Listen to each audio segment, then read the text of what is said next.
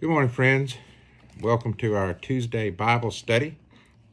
I'm Reverend Jack Wooten, and I want to look with you this morning for a few moments at two passages from the Gospel of John. The first is from John chapter 1, verses 1 through 5. John writes, "In the beginning was the Word, and the Word was with God, and the Word was God. He was in the beginning with God. All things were made through him, and without him nothing was made that was made. In him was life, and the life was the light of men. And the light shines in the darkness, and the darkness did not overcome it." And then the second reading is from the 3rd chapter of John, beginning with the 18th verse. Jesus here, talking with Nicodemus, says, "He who believes in the Son of God is not condemned, but he who does not believe is condemned already, because he has not believed in the name of the only begotten Son of God. And this is the condemnation, that light has come into the world, and men loved darkness rather than light, because their deeds were evil. For everyone practicing evil hates the light, and does not come to the light, lest his deeds should be exposed. But he who does the truth comes to the light, that his deeds may be clearly seen, that they have been done in God." And may the Lord add his blessing to this reading from his word. Now, Jesus brought new life into the world when he came among us. And it is the light of salvation, the light of truth, the light of love. And it brings eternal life.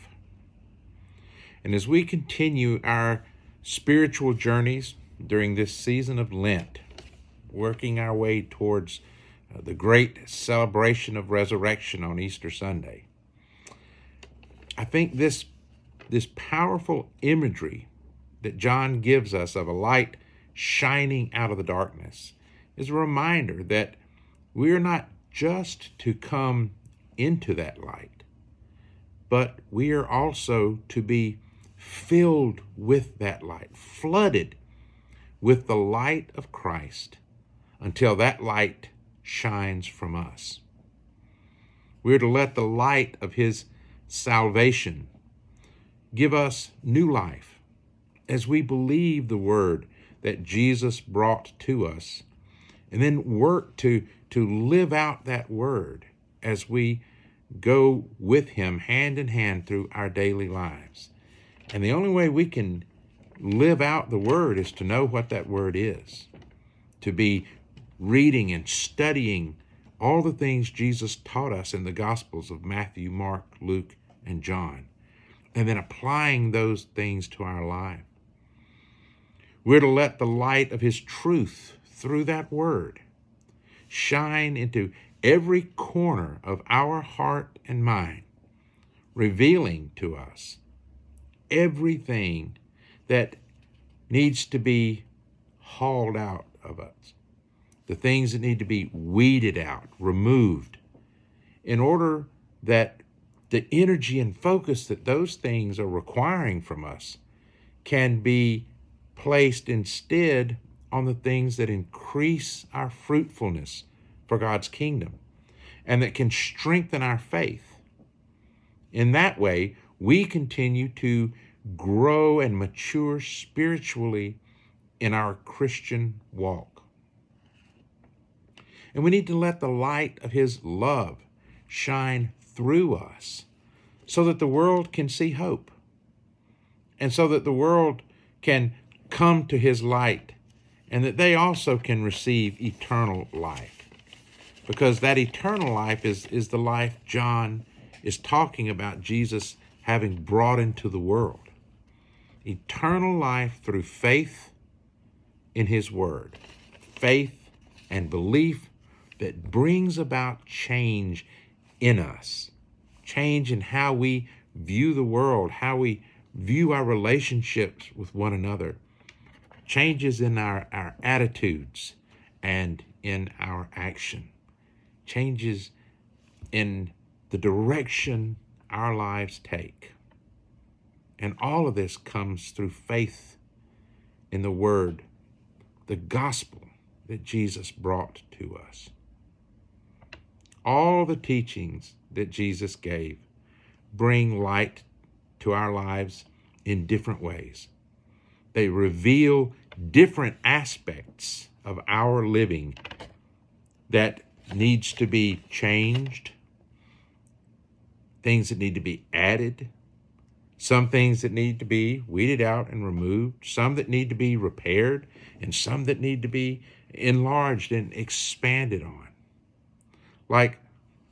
It's like walking into a dark room for the very first time, and a place that's strange to you with no windows, and you reach over and you find the light switch on the wall inside the doorway, and you flip that switch on, and suddenly the light reveals everything in the room to you. That is the sudden epiphany moment we experience when we finally let the light of Christ's love really shine into our hearts and minds. And suddenly everything is revealed to us. The truth of everything is revealed to us. And we can see what's really there. We can see what needs to be moved and shifted, and the things that need to be, as I've said, hauled out.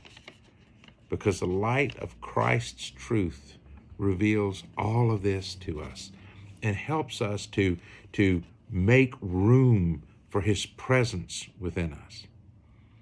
And sometimes, after we've been walking this walk for many years and for a long time, sometimes we need to upgrade the bulbs. Sometimes those old yellow lights don't necessarily reveal all the cobwebs and the dust that can begin to accumulate. And so sometimes we need to upgrade to LEDs or fluorescent lights. So some of these things that bring new, bright light into our lives so that we can see with fresh eyes where some things have come in that need to be cleared away and removed. And, it's important for us to remember that darkness really is nothing.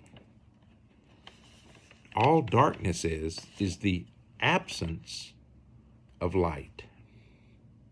Darkness is powerless. As someone once said so brilliantly and so truthfully, all the darkness in the world put together cannot extinguish one single candle.